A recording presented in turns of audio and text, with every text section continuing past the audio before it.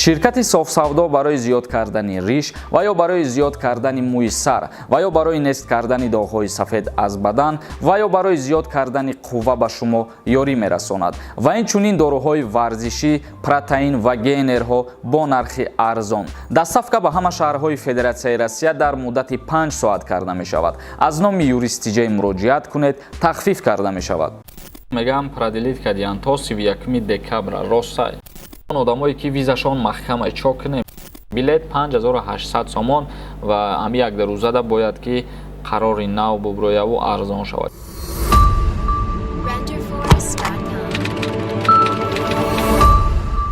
ассалому алайкум ба ҳама тамошобинони барномаҳои Сорбон Сафаров, барномаҳои канали Юристиҷа.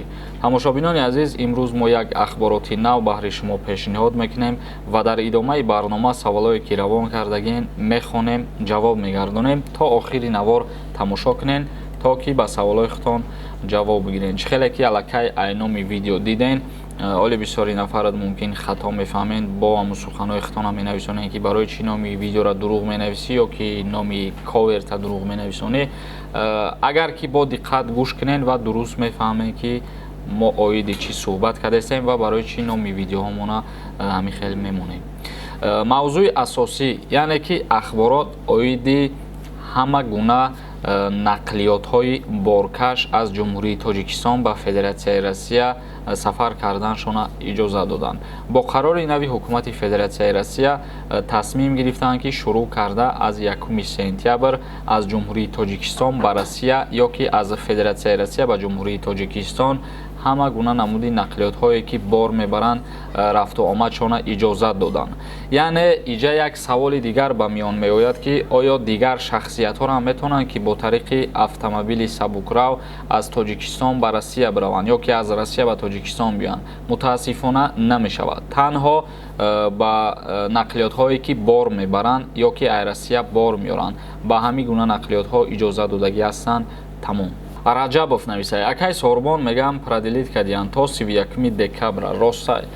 Ягон қарори нав баромадагӣ нестае дига дар бораи продлит кардан барои регистратсия ё ки патент барои муҳоҷиро.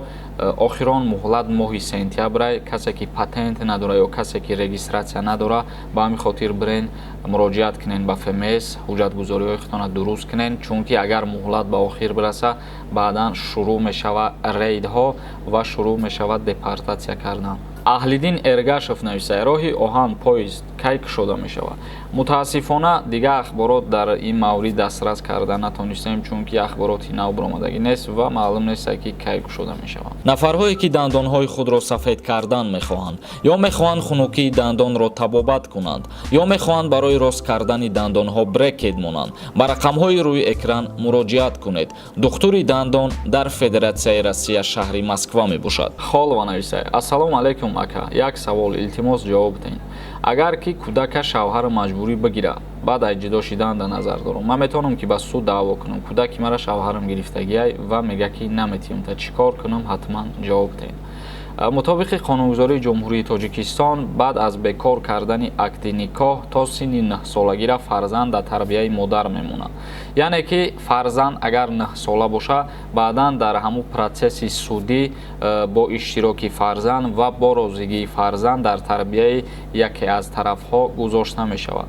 Агар ки 9 сола боша ва агар 9 сола набоша, дар ин ҳолат дар тарбияи падар гузошта намешавад. Шумо метавонед ки албатта ба суд аризаи даъвогӣ пешниҳод кунед ва суд ҳалнома мебарора, фарзанд ба тарбияи шумо гузаронида мешавад. Ахтам нависай: салом акай Сорбон, мошини худат боша метавонӣ ҳай карда праваи тоҷикӣ қати Москвада такси назанӣ, мешава ҳай карда? Бале, мешава. Шахсиятҳое ки такси кор намекунанд, праваи тоҷикӣ доранд, ба кор меояд, вале шахсиятҳое ки такси кор мекунанд, праваи тоҷикӣ доранд, ин гуна шахсиятҳо аз инҷа пас наметавонанд ки кор кунанд. То рӯзи 30 августа иҷозатшон додагианд ки праваи российский бигиранд, махсус барои мигрантҳое ки дар Федератсияи Россия ба ҳайси таксист кор мекунанд. Дар ин қарори навшон миллати узбек ва тоҷикоро ҳамин гуна гуфтагианд ки бояд праваи российский бигиранд. 9488 навистай: акай Сорбон, раҳмат барои ҳамин хизматҳое ки барои мардуми мусалмон зинда бошӣ браҷон. ҳазор раҳмати калон ҳар яки шумодам ки дастгирӣ мекунед, тамошо мекунед ва мо ҳар чизе ки пешниҳод кунем қабул мекунед. Миннатдорам ҳамаи шумо ва марам кӯшиш мекунам ки баҳри шумо рӯз ба рӯз навигариҳо кунам ва барномаҳои хуб кунам. Иншааллоҳ ки аз моҳи сентябр як барномаи хуб, як контенти хуб пешниҳод мекунам ки фақат ба ҳамаи муҳоҷирот тааллуқ дорад. Яъне кодекси меҳнати Федератсияи Россияра ба забони тоҷикӣ барномаҳо тайёр мекунем, чизое ки ҳамарӯза ба муҳоҷиро лозимай мо барнома мекунем. Ва касе оиди сухани ма агар ҳамфикр боша, розӣ боша, дар комментария фикротона бинависонед. Нелегальни нависай видео раҳӯй мекунам, скоро шадда мемонам, баъд нормални нигоҳ мекунам. Ҳам қавста гап мезани Сорбон. Хай бародар намедонам ай зиёд ма тез гап зада наметавонам. Агар ки тез гап занам фикр мекунам маънои гапа намефаҳмед ё мазмуни гапа намефаҳмед. Оста ба хотире дар назарат метова ки як ҷумлара ма аз чанд паҳлуш маъноша мефаҳмонам. Ҳаста нафарое ки суханои китобира намехонанд. Ба ҳамин хотир барномаҳое ҳаст, мавзӯе ҳастае ки мо аз рӯи текст шиябор мехонем ва боз ҳамун хондагии худмона таҳлил мекунем. Зарина нависай дар бораи гражданствои Россияра гирифтан як барнома мекардем. Бисёр ба мо мадади хуб мешид. Пешакӣ раҳмат, ба коротон муваффақият.